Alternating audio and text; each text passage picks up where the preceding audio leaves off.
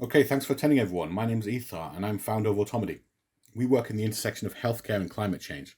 I'm a circular technologist, industrial mathematician, and enterprise architect who worked with the United Nations building social accounting models that became the foundation of some of their SDG quantification. But before I go on, I need to rant about plastics. Lots and lots and lots of plastics, especially compound plastics. Things like blister packs. They're hard to recycle because of their compound foil PET composition, requiring very fine, high-energy processing in the hope that electrostatic machines can separate the fine powder. But any residual plastic that has more than 4% contaminants is basically useless. And it's not just the plastics either, but all the embodied carbon that goes into extracting, cracking, processing, manufacturing, packaging, storing, transporting, collecting, and disposing of those plastics. It's the heat for the factory, the energy for the machines, the fuel for transportation, and even the food for a lorry driver.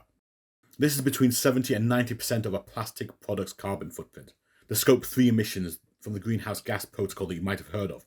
And while that separation is useful for policymakers, operations need to observe all three to know how emissions collect and where to direct effort to help the NHS save £345 million in respiratory treatment costs that goes along with that every single year. NHS medicines and chemicals are 20% of its carbon footprint, but the service barely recycles 5% of its health plastics. Yet 22.1% of the incinerated waste plastics don't need to be there. But it is because people are unsure of how to dispose of it, so they're sensibly taking the risk-appropriate approach and putting it in a more sterile processing stream. But this naturally means it gets incinerated and all that carbon dioxide goes up in smoke. And all this points to the fact that we lost our connection to nature a long time ago. And now we're being punished by having to constantly fight against it. And we are going to lose. So how do you solve that? Well, I'm going to shamelessly start with our answer first. Automedi is a radically new, self-sufficient, decentralized demand-side factory that combines three machines into a service that collects, mechanically and chemically recycles waste, then remanufactures it through a 3D printing fleet. This extends the viable lifetime of high-quality care plastics by reincarnating that waste plastic as lower-risk equipment through our 3D printing appliances. This takes the capacity of a factory, chops it into thousands of little bits, organizes them into a circular microeconomic cluster, each with a recycler, and places each cluster where people need the products, not where we can place a factory.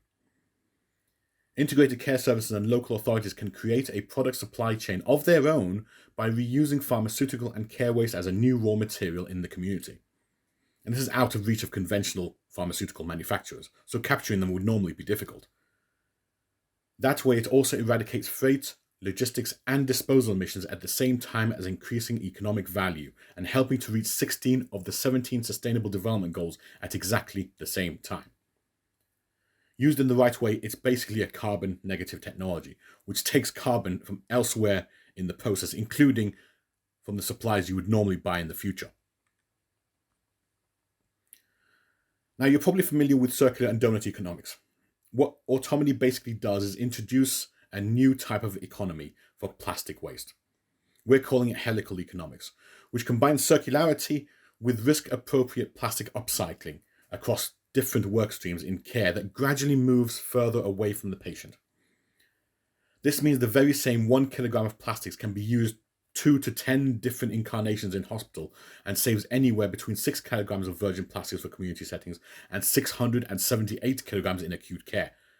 A total of up to 20 tons of CO2 is saved by proxy.